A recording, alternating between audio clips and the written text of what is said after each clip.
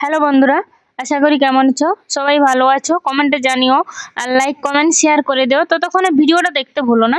ভিডিওটা দেখতে থাকো এবং লাইক কমেন্ট শেয়ার করতে থাকো। তো সবাই দেখো, এখানে সঞ্জয় দা, দিদি ভাই, অমিত দা সবাই ভিডিও করছে। তো আমি একটু ক্লিপ নিয়ে নিয়েছিলাম, রেকর্ডিং করেছিলাম। সেখানে দেখো দুজন দিদি ভাই ভিডিও করছে। তো ভিডিওটা আমি পোস্ট করতে গিয়ে দেখি নতুন আপডেট। এই যে আপডেটটা দেখো, আমি স্ক্রিনে দিয়ে দিচ্ছি। এই আপডেটটা দেখো, চেঞ্জ হয়ে গেছে ফেসবুকে।